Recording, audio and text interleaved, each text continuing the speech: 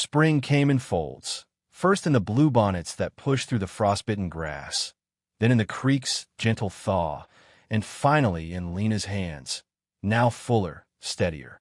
She found her rhythm on the ranch. Bread rose better under her touch. The chickens stopped pecking. Even the old mule followed her without a lead rope. She spoke little, but her presence stitched something whole where there had once been only quiet survival. Cullen watched her the way he watched the weather, without ownership, but with deep attention.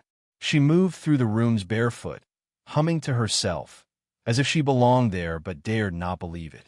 When she laughed, rare, low, and surprised, it startled the boy more than thunder.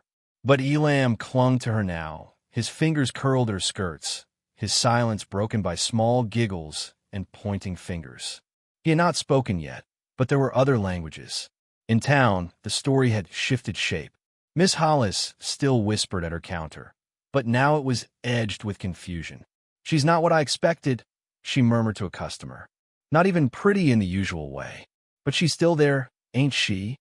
Lena heard these things. She bore them like sunburn. At night, she would brush Elam's hair and tuck him under quilts she'd mended herself. Sometimes, she would glance at Cullen's chair, where he sat cleaning his boots or reading the same newspaper twice. Their eyes would meet and hold for a moment too long. Neither spoke of what it meant. Then the stagecoach arrived. It creaked to a halt in front of the general store just as thunder cracked low in the hills. The sky wore bruises. From the door stepped Mara Willow, cloaked in satin, her hair pinned with pearls. She looked thinner than before, her mouth chapped, one eye swelling beneath the paint. Her shoes were soaked through. The man she'd left with had stolen her dowry and thrown her out in Missouri. When Lena stepped into the light, Mara's jaw trembled. "You're still here," she whispered. Lena said nothing. "I came back for what's mine," Mara added, louder this time, scanning the street for Cullen.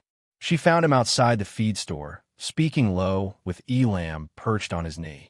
Cullen stood when he saw her.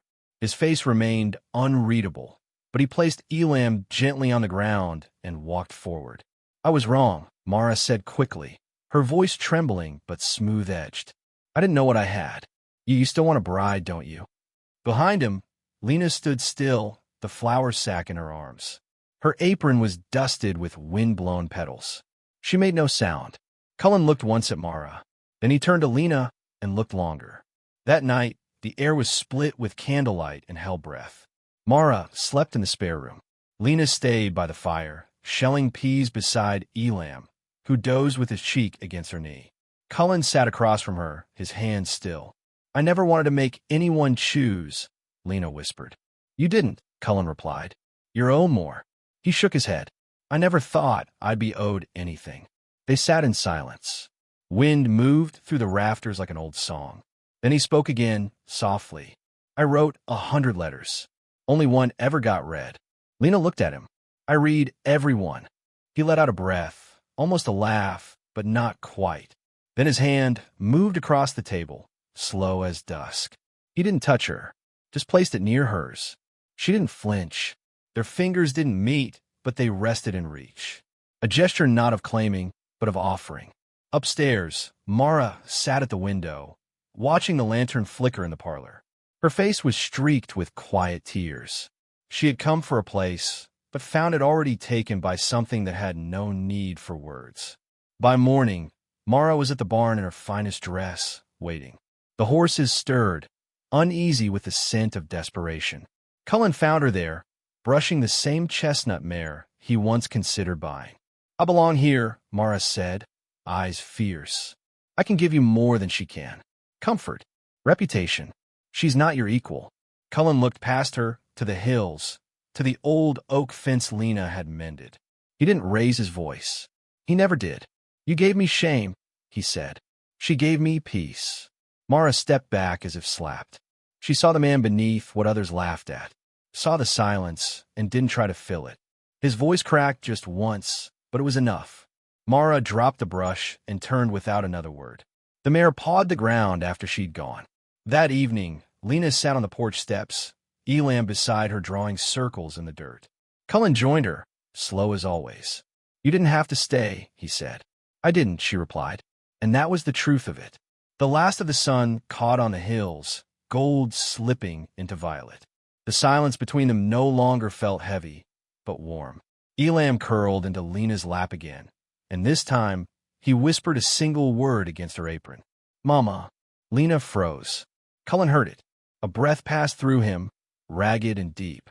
Elam, oblivious, began tracing her fingers with his own. Cullen didn't speak. He only reached into his coat and brought out a ring. Simple, silver, worn smooth. Lena looked at it. Her lips parted, but no sound came. She didn't take it. Not yet, but she didn't turn away either. In the distance, the sound of a stagecoach echoed faintly, fading like a memory into dust. The sun baked the dust in a powder that clung to boots and lips, and the town of Willow's Edge stirred only in the margins. Horses stamped near the livery, sweat slicking their flanks. A dog yawned in the shade. Across the heat-rippled main street, Cullen Briggs dismounted from his mule and stepped into the weight of another day's silence. He was a man of size and shadow, broad at the shoulder and quiet in the eye. They called him Fat Cullen when they thought he wasn't listening, though he always was. His hat brim tugged low. He moved like a man made of earth, steady, slow, shaped by storms long past. He'd come to buy a mare. That was all. A strong-bodied one with sure hooves. But fate had a different animal waiting. Inside the livery barn, the scent of hay and horse musk curled thick in the air. Cullen brushed his calloused hand over a chestnut's flank and studied its eyes, the way a man studied trust. His fingers knew how to read muscle, fear, lineage. But just as he moved to examine the hooves, a rustle came from the shadows behind the hay. He turned, slow as dusk settling over a canyon. A girl stepped forward, thin as cattail reed, her face streaked with dirt and her dress torn in 2 places along the hem. No shoes. Her hair stuck in snarls to her neck. She looked no older than 19, but her eyes carried the knowledge of winters twice that. "Please," she said, her voice no more than the whisper of wind through slats. "Don't take the horse. Take me instead." Cullen straightened. His breath lodged behind his ribs. The girl's lips trembled, and now, in the filtered light, he saw her. Lena Willow, sister of Mara, the girl who'd once laughed at him on the train platform, handed back his ring with a flick of disgust. The one who'd taken his letters and promises and traded them for a slick-haired gambler from Kansas City. This was the one left behind. "I ain't looking for a bride," Cullen said. "I ain't looking to be one," she answered. Outside, footsteps gathered. The postmistress, Miss Hollis, peeked around the barn doors, lips already pursed for retelling. "She's been sleeping behind the stables 3 nights now," came a whisper from a boy passing by. Stepmama threw her out after her sister ran off. Cullen looked back at Lena. Her knees were scratched, her spine proud despite the hunger in her frame. He hadn't come for a soul. He'd come for a horse. But something in her posture struck him. It wasn't pity that filled him. It was recognition. Without a word, he took off his coat and wrapped it around her shoulders. Then, with the same ease he used to lift fence rails, he helped her onto his mule.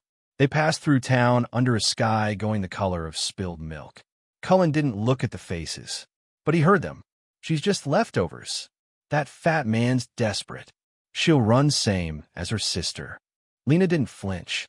She held onto the saddle horn like it was the last thing that hadn't betrayed her. The ranch waited in silence. Dust blew through the wheatgrass. A single crow lifted from the roof as they arrived. Cullen helped her down, his hands careful, never lingering. Elam, his 5-year-old boy, stood on the porch with a carved wooden rabbit in hand.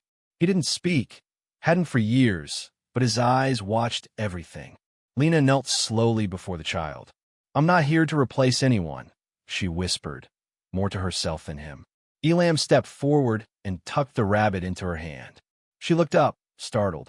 He didn't smile, but he didn't run either. Inside, Cullen lit the stove, wordless. He left a folded blanket near the hearth and placed a tin plate of beans on the table. Lena sat cross-legged on the floor, the coat still around her shoulders, eyes flickering to the corners of the room like she was memorizing the angles. That night, she bathed in a tin basin behind the kitchen. The water was cold. She scrubbed until her skin stung, and when she caught her reflection in the rippled window pane, hollow cheekbones, collarbones like blades, she didn't cry. She only whispered, "Not this time." Cullen found her sleeping near the fire, curled like a fawn. He pulled a quilt over her and sat nearby, boots unlaced. His eyes didn't close. He watched the flames until they blurred. The next morning, she was already outside tending the coop. The hens didn't like her, but she spoke softly to them anyway. Later, Cullen found a loaf of bread on the counter, badly shaped but warm. She tried. That was enough. On the third day, Lena walked to town for flour. Alone, the whispers bloomed like wild thorns. She's nothing but a shadow of her sister. He's taquine and strays now. Bet she begged for it. Lena didn't lift her chin. She just gripped the bag tighter and walked home barefoot. Cullen was waiting by the fence. He opened the gate for her without a word. That night, over supper, she whispered, "They think you're foolish." He chewed slowly. "They think I'm many things. I don't." He didn't answer, but the silence between them warmed slightly, like a stove banked low for winter. At dusk, she wandered into the barn and found the same chestnut mare. She brushed its mane gently, humming something lost to time. Cullen came to the doorway. "She ain't mine," he murmured. Lena didn't turn. "Neither am I." He nodded once. "Then we're even." A long quiet passed. Elam ran past them with a rabbit in one hand and a daisy in the other. He stopped by Lena and offered the flower. She knelt, took it, and tucked it behind her ear. The child smiled. A real smile, wide and sudden. Cullen saw it. Something cracked and softened inside him, like frost melting on an old window pane. The wind changed that night. A gentle wind, not yet spring, but the kind that promised it might someday come.